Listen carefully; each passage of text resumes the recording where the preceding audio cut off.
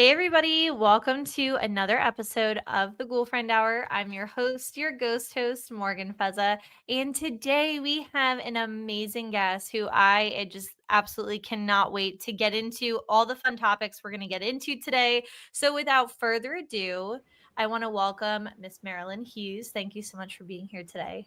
Thank you so much for the invite. I'm happy to be with you. Yes. So tell our listeners, a little short synopsis about yourself. Who is Marilynn Hughes? Well, I founded the Out of Body Travel Foundation in 2003 with the goal of reducing spiritual hunger worldwide.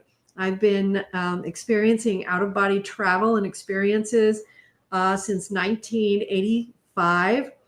And I began journaling those experiences right off the bat.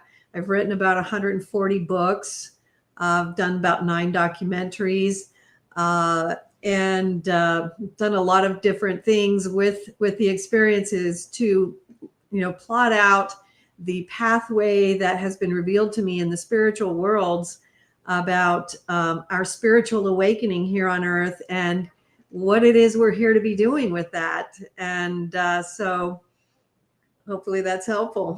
Yeah. And like, how do you really sum up the amazing work that you've done over the years in such a small, like little general synopsis? So it's a good thing we're on a podcast today, so we can really deep dive and kind of chat about these things. I know, kind of reading about you a little bit, one of the things that I found particularly interesting, especially from a Christian faith, was your initial experience that kind of brought you to this journey. So that's something that, if you feel comfortable about, I would love to talk to our listeners about how you got into this and that experience. The one when I was 9 years old. Yeah. Okay.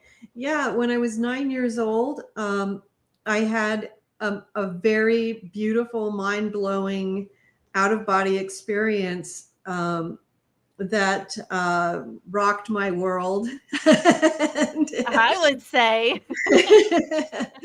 and, I was lying in bed, and the clouds started billowing all around and in front of me. They were grayish, bluish, whitish, with specks of darker colors, and they just were billowing.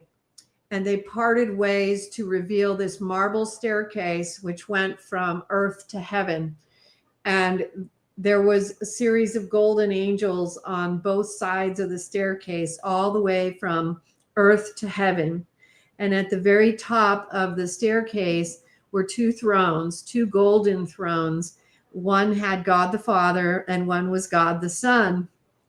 And I was beckoned to come forward, and I was really overwhelmed because the power of the experience, just the sounds, the sounds of the rumbling in the universe, the thunder, the lightning, it was the rush of energy was so profound and awesome. It's hard to even express.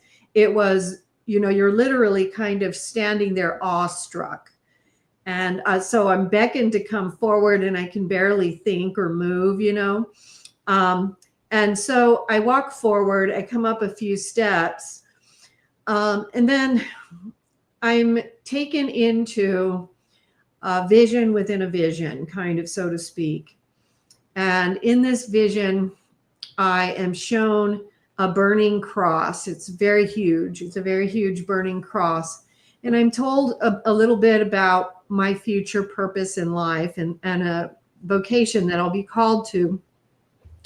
And that the cross being on fire is representative of this lack of awareness of people trying to put out the awareness of the cross in the world. And I immediately run to the cross that's on fire, and I'm gathering buckets of water, trying to put out the fire on the cross. And it takes a long time to do so, but eventually I put out that fire, and it glows in a great, brilliant light. And God the Father is speaking to me about how basically the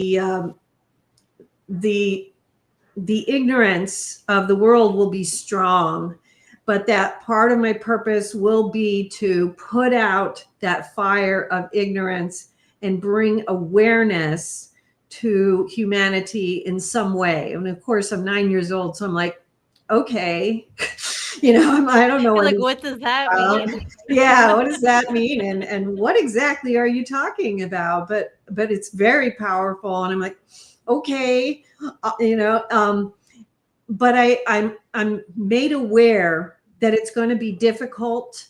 I'm made aware that I'm going to experience persecution. People are not going to just accept whatever I have to say or believe me right off the bat. And that it's going to be a difficult road, and I'm made aware that it's going to have something to do with the type of experience I am having at this moment, that this kind of experience is going to return to me later in my life, because I'm only 9 years old at the time, and that will have something to do with it. And so I'm coming back from that vision within a vision. I'm at the stairs, and I'm being brought back down the stairs. And of course, the clouds come in billowing and billowing and billowing. And I'm just, in wonder and awe as it comes in.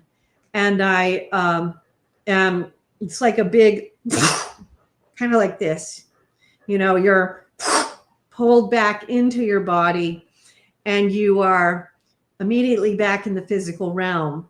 And I'm basically kind of in a state of, I can't believe that just happened. And it's that, but it's also, wow, I know without question that God exists. You know what I mean? I always believed in God, but I knew now without question at the age of 9, God exists. Um, and then another thing that happened was I was so excited. I wanted to tell my mother, and I ran to tell my mother, and my mother, of course, didn't believe me. And she was upset with me because she was, don't make things up. Don't do that. You know what I mean? And so immediately I became aware of, oh, this is how this sort of thing is going to be received. And, this was, a long time ago. I'm 60 years old now. This was when I was 9. And then, the experiences returned to me at the age of 22. And so it's been about 40 years, 38 years or so since they began again in my adulthood. And so when they first returned back to me in my earlier life, which would have been in the early 1980s, these types of things were not nearly as accepted as they are even now. We have much more openness to the spiritual and the paranormal now than we did 40 years ago. So there was a lot of that kind of stuff. So I had been warned that I was kind of going to be going against the wind on this. And so I was kind of prepared for that it was going to be, difficult in that way. It wasn't going to be, just people are just going to accept it right off the bat. I was going to have to do this knowing that there was going to be a lot of pushback for many, many years, and there's still pushback now. But you just do it because what the truth is and what you have seen and what you've been called to do, so to speak. Yeah, absolutely. And I mean, that's so much to like, I don't think people truly realize how much that is to process at 9 years old. Right. Like, 9 years old, like you're still a baby. That's such a large experience. So I guess I kind of want to unpack, because you said that it returned to you around 22 years old, right? Mm-hmm. Mm-hmm. Really, what was the trajectory point that launched you into writing books and going on this? Was it a soul search? Was it a like were you trying to look for answers to that experience when you were 9? I guess just kind of filling us in, from that initial experience to then when you were 22. w- did you ever question it in between there? Like, was that real? Did that really happen? is this like, because I just know from my own spiritual experiences, there were so many times when they started when I was a young kid, I would be like, is this real? Like, is this real life? Like, did that really happen? And like, it was always a constant question in the back of my mind. And I was reading books and I was watching shows and I was just trying to grasp at anything. Cause you're talking about this being, prior to the 80s. And then you said in the 80s when you were 22, right? If I'm getting the timeline correct. Right. Even then, like, I know I'm a 90s baby. So knowing in the 90s, this still wasn't a major thing. And so to think back, you said 85, like that, there's not a whole lot of materials and we didn't have, phones and internet and, all these things right at our fingertips. So it's like, how did you navigate that? I feel like I would have a million questions and very little answers. Well, you're right. There was very little information about it at that time. But what seemed to instigate it was the birth of my first child. It was shortly after she was born. It was like 3 months after she was born, seemed to be like an instigation point of the experiences returning. And there was never a question about what happened when I was 9. It was that powerful. There was never a moment that I wondered if that really happened or if it was real. It was never a question. And one of the things you'll find about out-of-body experiences is that they are so powerful. You go into these very powerful experiences, the vibrational states, and these things are so conscious that you know that they happened. You just do. There's really no question to them. You can have other kinds of experiences that might be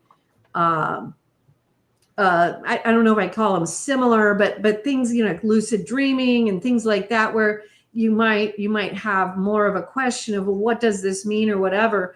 But when you have a full-blown out-of-body experience or a true,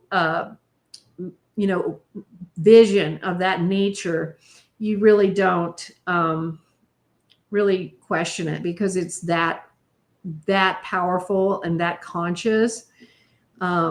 But there wasn't a lot of material at that time. And what constituted it in terms of, I just started journaling the experiences that I had.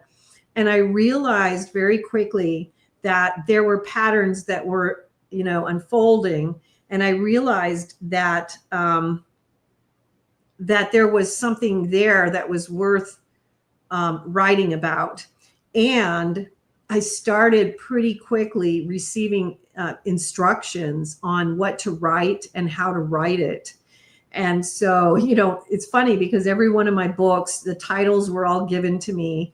All the books that I've written, I've been given a lot of instruction on how to write them, what they should be about, how, and then you're given the actual energetic embodiment of the book in an out-of-body experience, so that every part of it is coming, from heaven to earth in a sense in those experiences that you're having, and you're given all this assistance.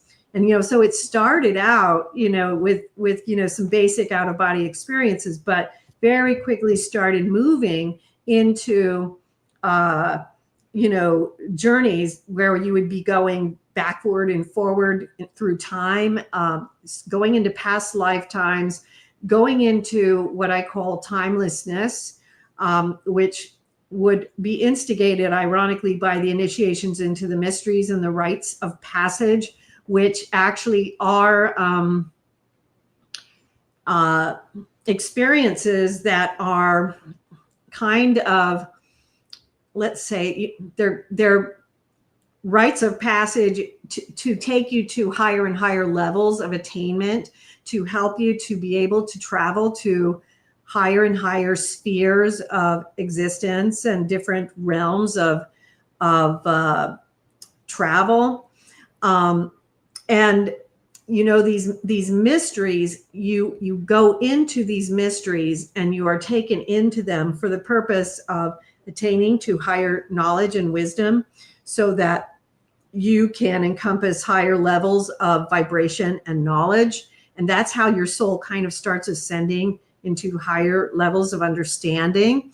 And it's also how you peel away the mortal sheath, so to speak, the things that you need to start understanding about your own soul, and the things that you need to begin with the path of purification of your own individual soul, the self-scrutiny, the intrusive self-examination that begins when you have these experiences. So there's so much more. You travel through different types of tunnels and corridors that take you to different types of realms. You go to realms of creation. You go to different planetary existences. You go to the galactic heavens. You go to these mystery worlds. You go to the lands of the masters. You go to heavens, hells, and purgatories. There's so many different worlds that there are that we find out and learn about in our cosmology. When we first experience it, we're thinking, oh, wow, look at this. I've traveled, and we're thinking of, maybe like the astral plane or a few realms here and there. We don't realize there really is this infinity of realms, this whole cosmology of worlds to be discovered and understood out there that has a lot to teach us as well.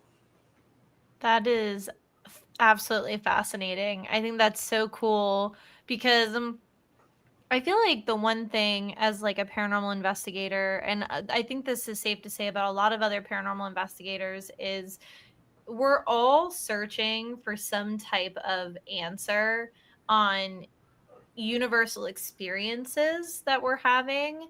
And I want to kind of ask you a question that I like to ask all of my guests when they come on here is, from your wisdom and your experiences and the things that you have now learned, having been in this field for the time that you have, what is your personal belief system? When you talk about these other planetary systems and these worlds and these planes, a lot of us, like in Christian faith, so just kind of speaking from like my own perspective, we're often taught that there's heaven, hell, and that purgatory level. And so it seems like it's much larger than that. So, from what you've experienced and your wisdom, what is your belief system now in this point in time? What have you seen, and what happens to us after we transition? Well, it's all of that and more is what I would say. It does fit very much into that Catholic Christian understanding of heaven, hell, and purgatory. It fits very, very much into that. Probably the one thing that might be different in terms of like the Catholic view or Christian view would be that maybe there's not an understanding that there's an infinity of these realms. And so the heavens, there are multiple heavens. The purgatories, there are many purgatories, because the purgatories reflect the many different kinds of dysfunctions that we have as human beings. And then in the hell realms, it's the same. There are many different kinds of hell realms that reflect the many different kinds of darkness and evil that we have that is reflected. And so there's a lot more of that. But then there's also a grander scale to things. Like you're saying, there is more to it. There's more out there.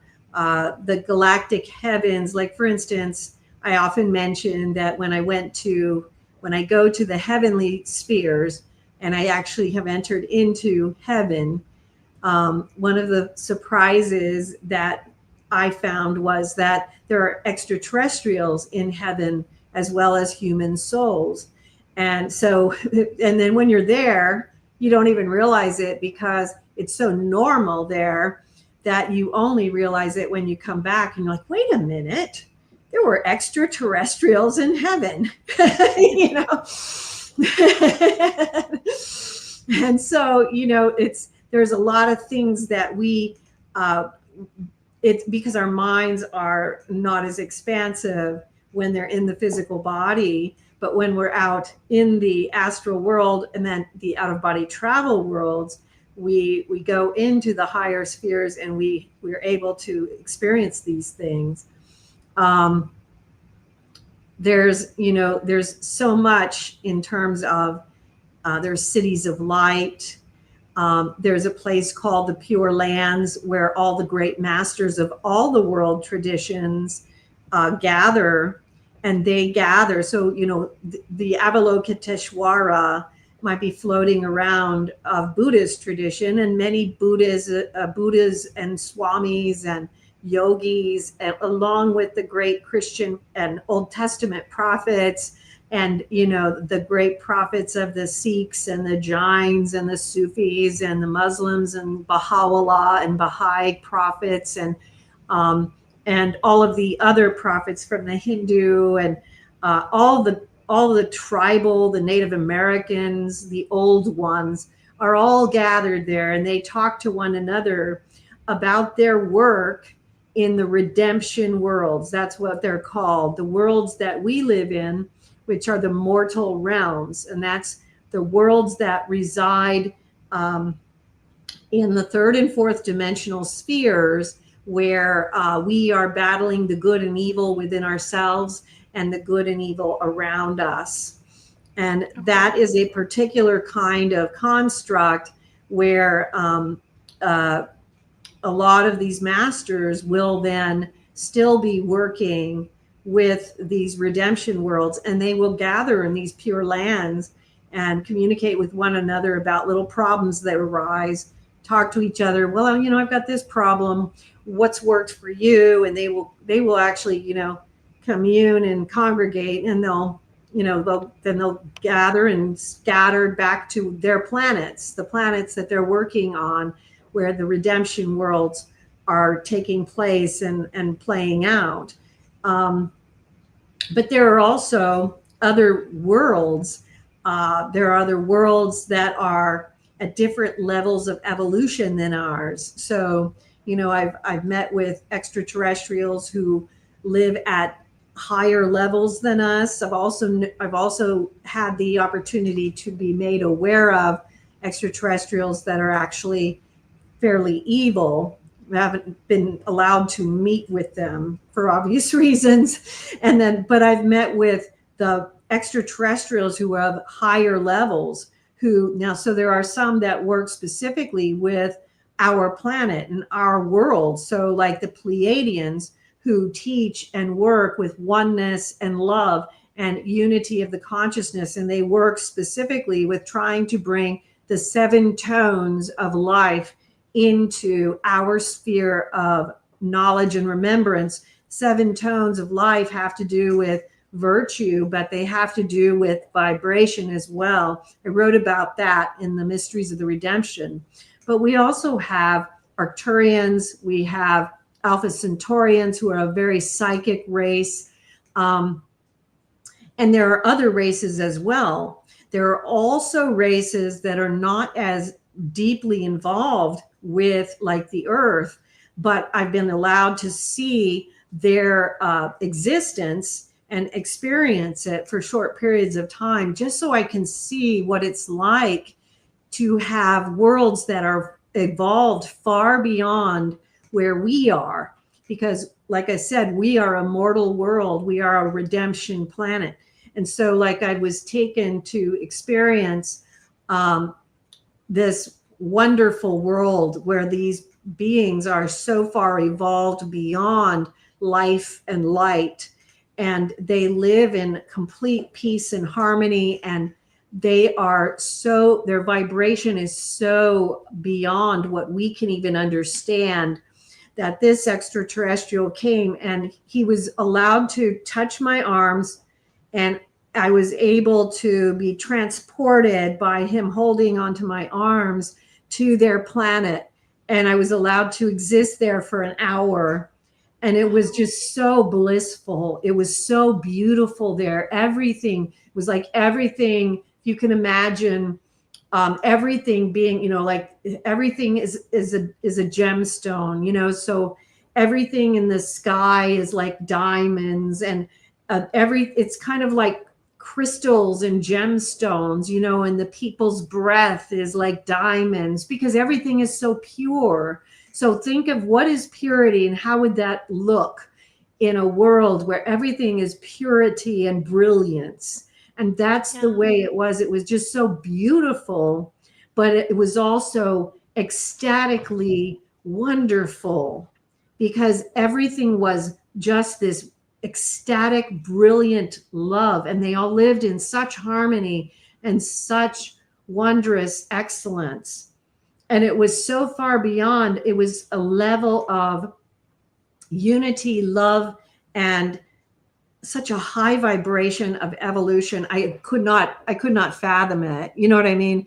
And when I had to come back, I was so overwhelmed with it. And I was like, please, can I stay? Can I please stay in your world? And of course, the answer is, you wouldn't be compatible there yet. You have a long way to go. It's like, well, yeah, there's that. You're like,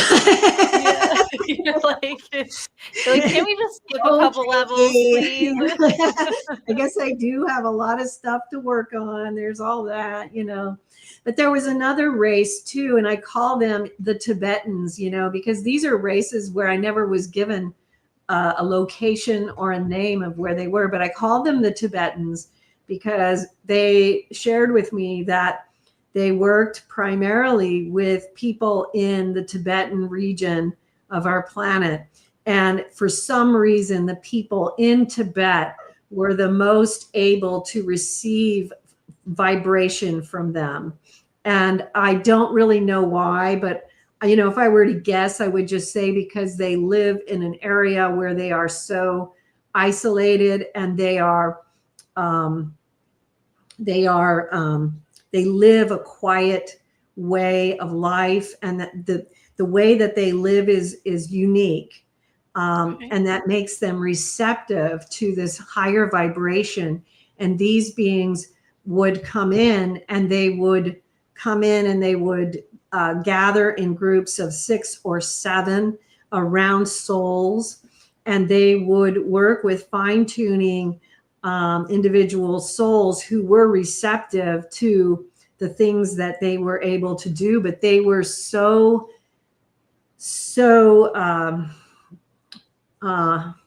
evolutionarily refined that at the time that I last saw them, I believe they said there were only 5 souls on Earth that were advanced enough for them to work with. And I wasn't one of them. They were just allowing me to see what they were doing. I was not one of them. And so it was a great honor just to be allowed to become aware of that they existed and that they were doing this. And they were allowing me to see these souls who were so unique and so, evolutionarily adaptive. And it made me aware of just how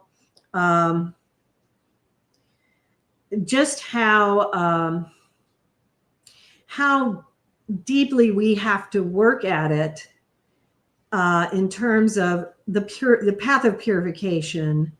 And, if we really wish to achieve some of these heightened states that are available out there, but are a little bit more difficult to achieve. You know what I mean?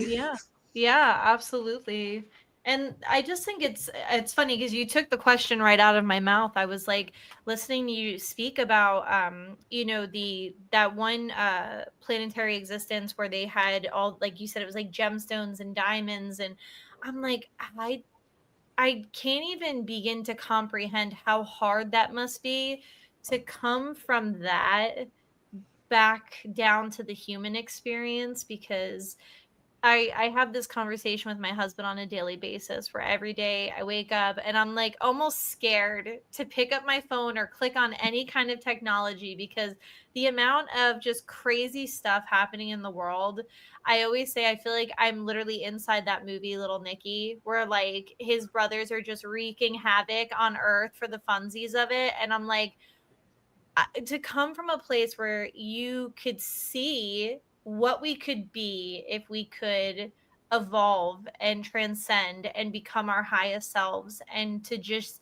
unify and create that love, like back down, it's like a crash landing, back to Yes. earth, to all of this. And I'm like, that has to be such a deep, like, I feel like it would create such an aching, Yeah. and that, I mean, that's just my own opinion, but I just feel like just listening to you talk about it, it just gives you this warm and fuzzy. And I'm like, I don't know. It takes a lot of strength to be able to see these places and to get to know these beings, and then like have to come back here and be like, oh my gosh, if only, like, if only we could, get our crap together and, like get there, because that, it just sounds amazing. And that's honestly what I hope most human beings strive for, is that unity and that peace and that loving, acceptant, like energy and vibration, that high vibration. And I think that's what a lot of humans work towards. But the human experience is really rough. Well, I definitely think too, just having come from the times before all of the internet, social media, and all these things, I think that it's it's uh, it's changed the way that people experience the world, and I do believe that it is a wise thing to consider that we were never really intended to process everything that happens in the world all, every single day, and place ourselves excuse me, in the middle of the fray. And I think that sometimes that has negative psychic impacts on us, and I think that it's not necessarily good for our spiritual life, because when I was younger, we had 3 networks, and we had 1 news hour during the day, and we didn't know about every terrible thing that happened in the world to every human being every single day. And it was a little bit more amenable to people actually taking the time to do meditation and prayer, and having the quiet, silent time that would make it a little bit more promising for people, and the time to do spiritual reading, and to do the things that allowed for people to touch into the spiritual world, and to have that contemplative life. And I think that you're right on when you do say that, picking up the phone the first thing in the morning can literally just like derail your whole day. So you have to be somewhat choosy and picky about how you're going to monitor, electronic communications in your daily life, because these things have definitely given us, improvement in our world, but there are definitely also negatives.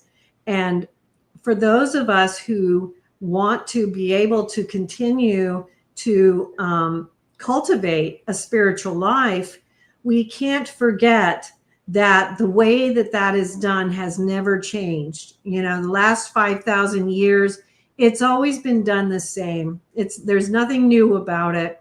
The prophets, saints, mystics, sages, and ascetics from throughout time, if you look at all the ancient sacred texts, it's all about the prayer, meditation, the spiritual reading, and the silence. And so we have to find that place where we do turn those things off, so that we can actually reach out and be able to communicate and have some kind of relationship with God still. Yeah, absolutely. Absolutely. And I love that. I think that's such wise advice, especially for, even some of our younger listeners, because I always like to bring up and talk about our younger generations, because, like we like to say, the children, they're our future. And I Yes. just feel like we have, trying to think of how to say this, we have become, there's a lot of knowledge and there's a lot of things that are accessible to us about, the metaphysical and spiritual and, all these things. But are we utilizing that properly and respectfully? And I think that, everybody has the capacity to really hone in on their spirituality. And I guess, like, I one of the things that I really loved in that mission statement of reduce spiritual hunger worldwide is, I've never heard it said like that before, but it's true. I feel like there are so many people, our younger generation included, that's walking around spiritually starved. Yes. Like, they don't have the right concept of what spirituality is. And Yes.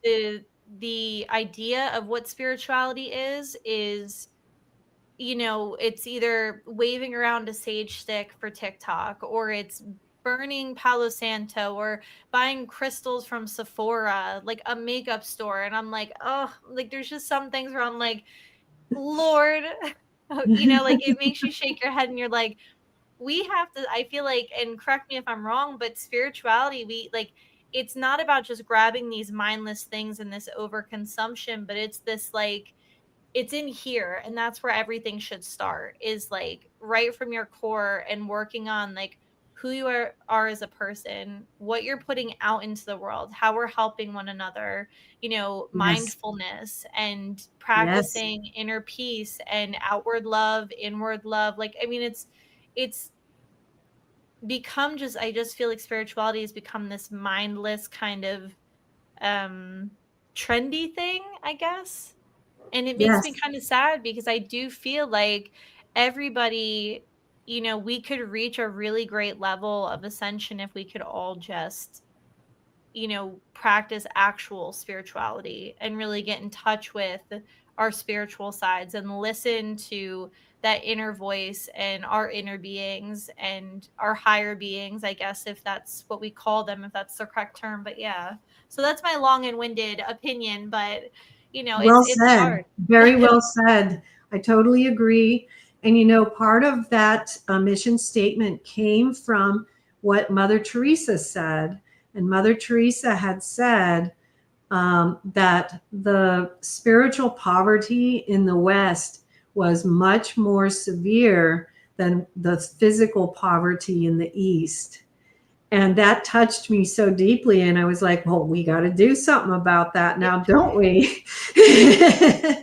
I And, love that. I literally love that so much. yes. When I read that, I was like, reduce spiritual hunger. I like that, because I don't think enough people think of it as, like, you need food to fuel your body. And, your physical body is important, but so is your spiritual body. And we don't feed that enough. And I think, this is a topic that I wanted to pick your brain on, but talking about realms, and I know that we had touched upon there being some negative entities and some negative, with all the crazy things that we're seeing in the world and a lot of the bad that we're seeing in the world. Do you think that that is because we have a lot of people walking around that are spiritually on E, like they're just depleted? And I just, because in my Yes. mind, the way that I've kind of made that, I look at people, and I'm a big, I don't know, I'm kind of quirky in the sense that, like, the way that my ADHD connects with people is eyes are very big for me.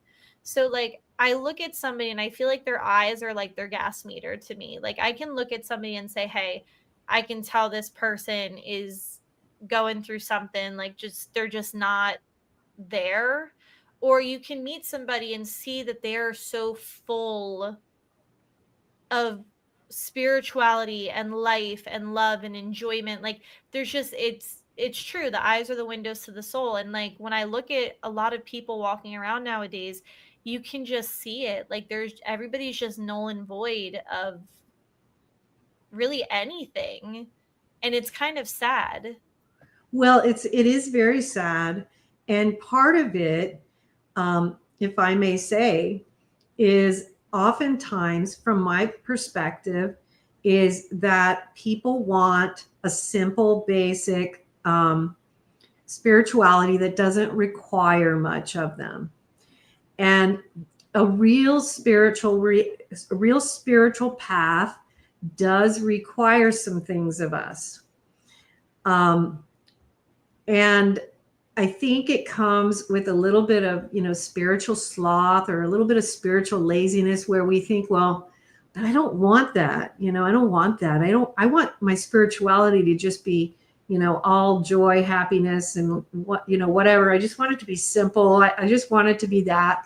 But the reality is, our spiritual paths do require something of us.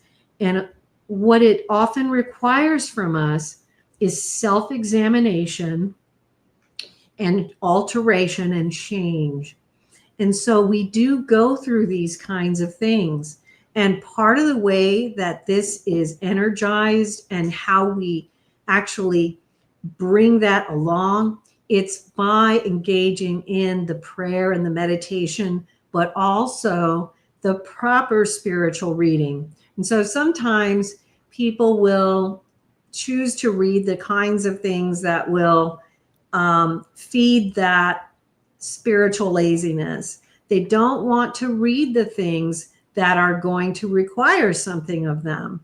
So I often guide people to the path of mystical theology, which will lead them to things like St. Francis de Sales, An Introduction to the Devout Life, or St. John of the Cross, The Ascent of Mount Carmel, The Spiritual Life by Father Adolphe Tanqueray, and things like these. There are so many of these amazing texts which will require something of you, but what you don't understand about it is you will be so excited because it will energize your soul in ways that you cannot fathom right now. I can't tell you how many people, when they come to me and they ask me, what do you think I should be reading right now? And I give it some prayer, and then I send them to a particular text, and then they call me or send me an email later, and they are just so on fire. And they're like, I am so happy you told me about this. This book is radically changing my life. And so when we look at our spiritual path and we're thinking we want it to be simple, we're not realizing that we are actually we're taking something away from ourselves, because there is a spiritual radical life that will do something to your life that will be so meaningful and so useful to you that you will find it worthwhile, even if you do have things that are required of you. Yeah. And you'll be happy to give those things that are required of you. And doesn't mean there won't be some struggle with it, because that will happen too. But you'll be okay with it because you're just so happy that you're progressing. Because standing still, no one likes that. Yeah. No one is content when they're standing still. They can tell themselves they are, but in the real scheme of things, no one's really content standing still. There is always that emptiness that they feel. I'm supposed to be doing something. I feel like I want to be doing something.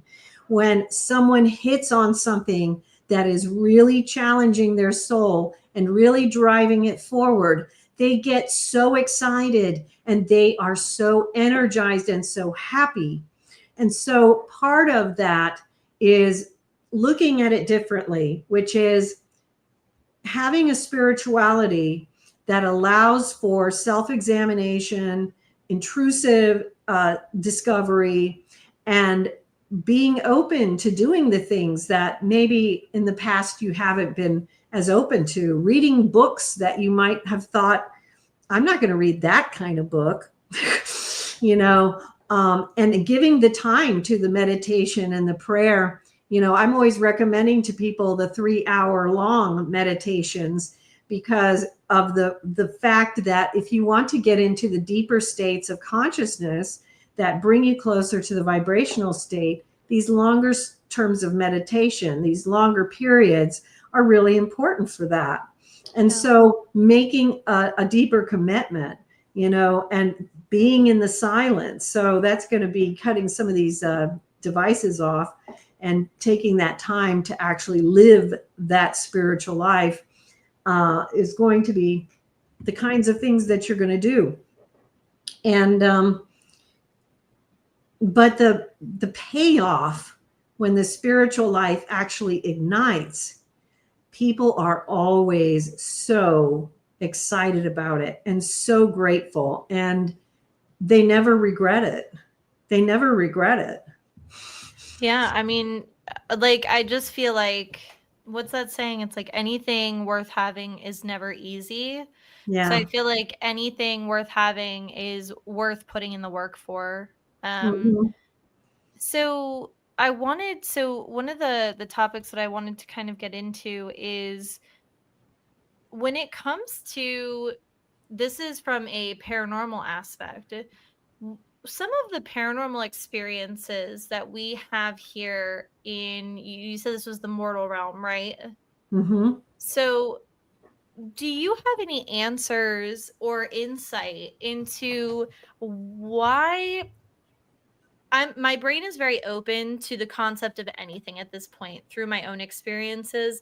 And although I've never had like a cryptid experience, things like Bigfoot or Mothman, and they may not actually be, what we see or what they have been portrayed to be, but things like cryptid and ghosts and demons and angels, these beings, have you experienced any of them?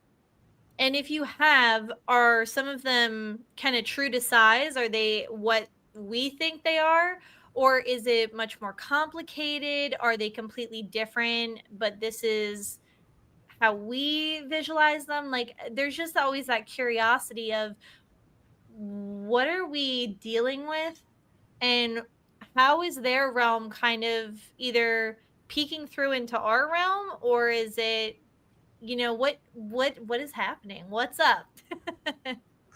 Well, I have had a lot of experiences with angels and demons and ghosts and lost souls, and I've written specific books about those subjects. Um, I have not I have not had experiences about Sasquatch or cryptids. So those I have not had experiences about, but I am intrigued with what, who they are and stuff. And I've had a couple of friends who are Sasquatch hunters. So I'm always interested in what's going on with all that. But I guess, the question I would have right back at you is, so what is it that you think they are? And I can answer that question better. I think that it's hard to know because a lot of people have have different ideas of what angels and demons are and what ghosts and lost souls are. I can give you a general idea, but why don't you tell me? Let's start with ghosts and lost souls. So, what is your experience or perception of what ghosts and lost souls might be? So I have had a kind of, and I still don't really, I just kind of call it like the gift because I don't really know how to box it or shape it. But ever since I was little, I have had very spiritual experiences. I have seen what I believe are spirits. Okay. And I've had, I grew up in a house that I had both positive, but a much heavier, more negative experience with something. And I Mm-hmm. still have not been able to define what that thing was. but there was three distinct spirits growing up in my grandparents' house. There was what I believe was a Native American chief. There was a woman probably in her late 30s, early 40s, and her young son, who I believe was anywhere from the age of like 5 to like 7. And I believe that the three entities, the Native American chief, the woman, and her son, were very much still kind of trying to figure out if they were guides, if they were protectors, kind of what their place was. But I just knew that nobody else could see them, but they were a big part of keeping me safe. And I always felt very safe and sound around them. I always felt at peace. And I just never, anytime this kind of darker, heavier entity would terrorize me, there was a lot of experiences with that more negative entity in my grandparents' home. They were always that buffer and that protection. And so they were, I thought maybe they're just residual spirits, and I just really haven't been able to define that. And then just also picking up on spirits, what I believe to be spirits in my everyday life, messages, downloads kind of coming through of things that I don't know how I know. And I couldn't even begin to tell you where it comes from. I still don't 100% understand where it comes from.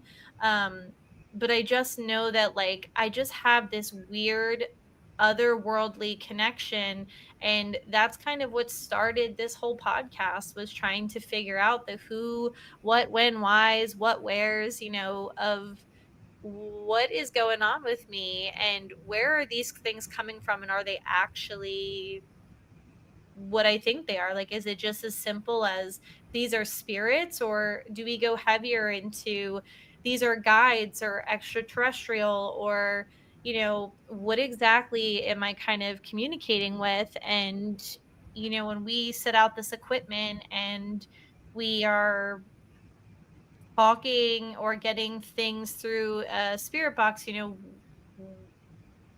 what is the explanation for that? Okay. Well, what I've experienced has been you do have different categories of souls, and so it's hard to just give you, like, right off the bat what exactly was each of these. You can have lost souls, and those are souls who have crossed over, who may not realize they've died, or sometimes they do realize they've died, but they're kind of sticking around because they're attached to something here on earth. And a lot of times lost souls can be perceived as ghosts, and they are ghosts. Sometimes ghosts can also be more than a lost soul. So you can have, ghosts can be a lot of different categories because they can be benevolent, they can be all the way up to an evil presence. So there's a whole bunch of variations in between. So lost souls are oftentimes spirits that are in need of assistance to cross over because they somehow got stuck and they need assistance. Ghosts can also be like that. But if you're dealing with a ghost that is actually closer to the darker side or evil, then you can be dealing with something that's a little bit more dangerous. And so that can get more tricky because you can deal with dark forces that can be very dangerous to you. And so that can be very, very different. And so, you can be dealing with, if you're just talking about being in a graveyard or in a house, you can have just random ghosts, and they can actually seem pretty nasty. And then you go meet them like on the other side and realize they're just lost, and you can help them cross over. You can even have quite the battle, but they're just a lost soul.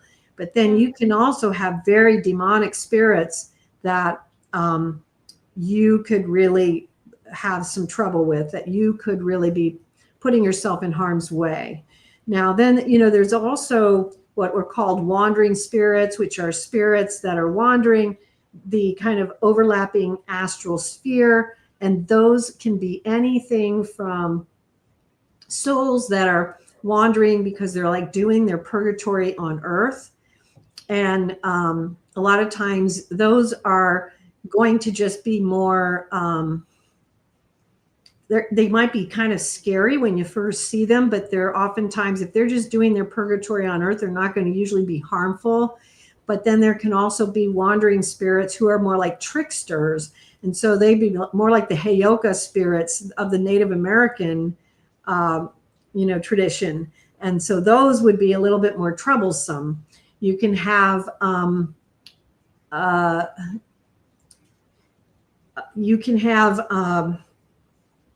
other types of souls that can come in that can be, I'm trying to think of all the different kinds of variations in that category, because you can actually end up, so like when you go into a place, like, so for instance, if you go, I'm not sure where do you, can I ask your geographical location? Yeah, I mean, I'm in Delaware, so it's very, yeah, farmy, flat. Okay. All right. And so like if you go to places like where great historical events have happened, like So like let's, Gettysburg. yes, Okay. yes. Like if you went to Gettysburg, you could actually have a place where it would feel like it was really, really haunted, but it might not actually be haunted. It might just be extremely energetically charged because of the battle that took place there, and yet at the same time, you could have all of this energy that's there, but there could also be, a ghost or a lost soul, you know what I mean? So it could be more complicated. Like I'm out in the West, and one of the things you'll find is that there are actually places out West, not a lot of them remain, but there are some where there are still battlefields, some of which have not been completely cleared. So like in the very far mountains, you might find places where there are, I'm trying not to be really blatant, but there are still bodies, okay, Yeah. from like the cavalry days. And it's just in the real far mountains where, for whatever reason, they're still there. And so there's things like that where there can be a gathering of like dark energy, and it may have nothing to do with those people, but it has to do with the energy of whatever happened there and the souls that were drawn and attracted to it. And there can be a gathering. There might be 50 or 60 or 100, or it could be nothing. You know what I mean? It can be nothing. But you can have a gathering of souls that are attracted to it because of something that energetically happened there. There are so many different things that can happen. So going back to your childhood situation. So when you were growing up, you have this chief, you have this young child, and you have this really dark, heavy energy. So based on the way you felt it, I would definitely say that we cannot know for sure until there's something called energetic truth. And you learn this in the out-of-body travel state, that you cannot really know what something is until you go out and you are taken into the energetic truth of it. And so you can make these guesses based on what you have, but you can't really know for sure until you're taken into it and you are shown what is true, which is according to energy and according to God, so to speak, right? Yeah. And so I can make these educated guesses, so to speak, but that's what they are. That's all they are, is educated guesses. So it's important we understand that. But based on everything that you felt, that heavy energy was most likely something darker. Most likely something darker. It's possible it was a ghost or a lost soul that just had a very heavy vibration And if you went in there and found the energetic truth, it was just a lost soul that needed some special help to be extricated. But it's very possible it was a little bit of a darker force that was there for whatever reason. Not sure if it was related to the house you grew up in or to the land. You know, sometimes you can find out, like, even if you live in a new house, you find out, well, what was the land? What happened with this land? You know what I mean? Land is older than time. I say that all the time because there's been so many locations where I've been to, and immediately, you know, they're like, "Oh, the house is haunted. The house is haunted." And I'm like, I have this really funky thing where, especially with hollow ground, it's Yes. almost like my body, like, um, it like buzzes. I don't know how to explain it, but it's almost like a very like, I say, like, if you use like a power tool for too long and your hand gets that fuzzy feeling, Yes. Hmm. if I'm on hollowed ground, my whole body gets that feeling. Or if it's a land tie, if there's something that is like ingrained in the land or it's something tied to the land, I get that same feeling. So I feel like that's usually how I'll pick it up. And it's funny how many times people are like, you know, "Oh, this house has only been here for a year." And I'm like, it's not, you know, in my head, I'm like, it's not the house. Like This I could can be the physically land. feel. Yes, very Yeah. much so. Yes. And, you know, it's very possible this chief could have been some type of either a spiritual guide or someone who is related to you through past life, um, um, you know, ties, who is acting as, you know, some type of spiritual guide or teacher or protector.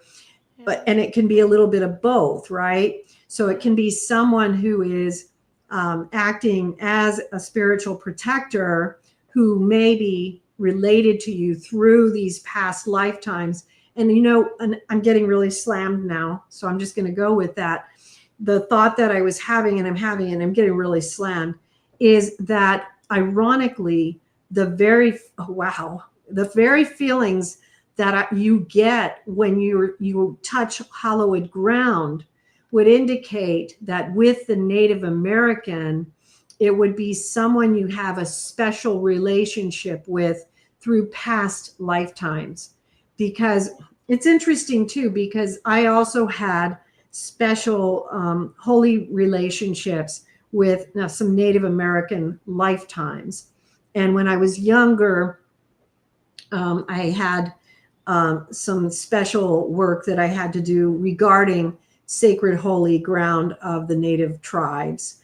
And so I understand that. And the way he described it is very well described as to what you feel when you're touching sacred ground. Now, for the young child, I think that's more of a difficult one to be sure. That one might be possibly more likely, but like I say, guess, more likely maybe a ghost, Yeah. maybe a just a ghost that was there. But that one is just much more hard to guess or to know. Yeah. But the Native American chief really feels, and especially the way I got slammed with that, feels like, and this might be someone who might still be around you. Yeah, That's the feeling I get. it's funny that you say that because I had said to a couple of my friends, the further that I've kind of gotten into kind of like my gift and leaning more into my spirituality and through this podcast journey, that I've noticed, like, I've started to kind of take note in a little notebook that I have every location that I've been to, kind of looking into it and seeing what kind of background there is. And I've noticed there's certain locations I've been to that people are like, it's crazy haunted. There's so much going on here. And I step into it, but there's spiritually, I don't connect with it. Like there's nothing really kind of goes off. And then there's certain locations that I step into and kind of like you said before, you get slammed. It's just like, I call it my download. Like things will just start Right. coming in left and right. And I just write and I write and I write because I just have to get it out. And Yes. will oftentimes find after the fact that there is some kind of indigenous connection there. And I Right. often wonder if, that is why there are certain locations that I just feel more connected to and I get heavier downloads with. And I thought it was funny that you kind of said that, because that is something that I've been kind of working on theory wise, of why there's certain locations that I just really like lock into, and others that it's great and I can pick things up, but I'm not as almost like knowledgeable. Like it's almost like I'm coming back to a place that I just know like the back of my hand, even if I've never been there before. And I often find that there's some kind of indigenous ties. And I found out rather recently that I'm Algonquin native. My biological birth father is from Coaticook in Canada. Interesting. And Okay. so yes, and he wasn't in my life. He still isn't really in my life, but being able to kind of learn a little bit from him about our family and being able to connect with then my family over in Canada, I've kept in touch with them and they've kind of told me about our lineage and our family. And it was really awesome to kind of make these connections, because I'm like, okay, maybe I have something here. Maybe there's a who, what, why that I can finally put into, my journal here that gives me some kind of a light bulb. Like, this is why I am connecting. I don't know. So, yeah, I was feeling very much that you have I really feel that you have strong ties with sorry, with some kind of tribes. And I don't think it's just this lifetime, but I do think it's important for you to pursue that with your blood ties. So did you say, what was the tribe that you said it was? So I just know that I'm Algonquin native. Algonquin. Okay. Yeah. Algonquin. So have you ever learned about Blessed Kateri Tekakwitha? No. Can I just make this suggestion that you look into her? I, Yeah. I feel like you might, like that might be something that you might find special for you. Yeah. Yeah. Absolutely. I Yeah. appreciate that. Yeah. She is the first and I believe the only Catholic saint who is a Native American saint in the United States. Wow. She's Mohawk, but she's very special. Okay. And so I just go ahead and do that and see and tell me what happens. Tell me what happens. Okay. Okay. Very cool. I'm excited. Yeah, it's been an adventure to kind of and that's why like kind of learning, like I said, doing my research and learning a little bit about you. I was like, oh my gosh, like this is definitely going to require a two-part podcast, because I have so many questions, and just I think it's so neat, like hearing your stories and your experiences, and then now kind of getting to talk to you a little bit about my experiences and how that translates to you from what you've experienced. And that's one of the biggest reasons I love having this podcast and this platform, because you get to meet so many different walks of life, Yeah. Yeah. and you get to connect these experiences from all over and see what the like likelihood likeliness of each experiences, and then some of the things that I've never heard of before, I've never learned, and it gives me something new to kind of learn and tap into every single day. So I appreciate you so much. Well, I appreciate you reaching out to me, and I would love to do a part two and just continue from where we are. I've really enjoyed meeting you, and it's been a pleasure getting to know you. Yeah.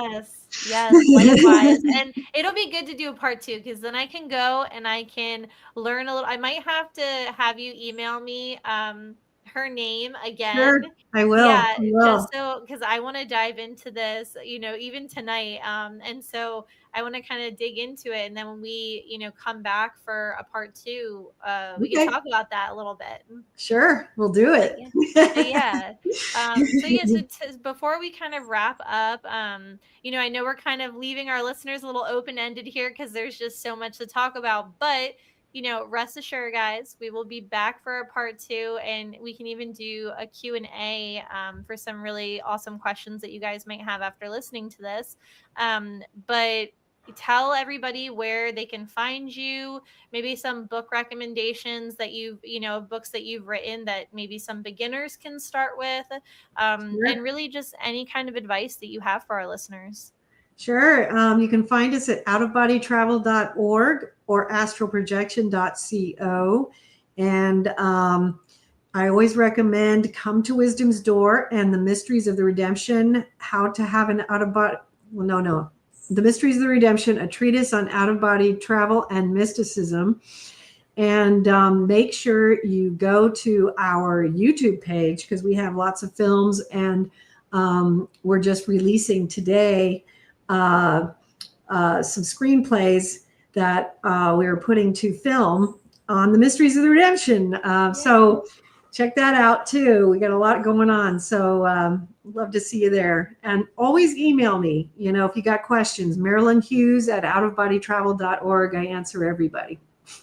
Oh my gosh, you are awesome. Thank you so, so much again, Marilynn. This has been amazing. And I am eagerly awaiting our part two, Me and to too. dive into this reading material. So I can't thank you enough for being on here today. Oh, you're so welcome. It was a pleasure. And as always, everybody, make sure you stay weird, be your weird, wonderful, authentic self. And thanks again for tuning in. And we will catch you on the next episode of the Ghoul Friend Hour. Bye, everybody.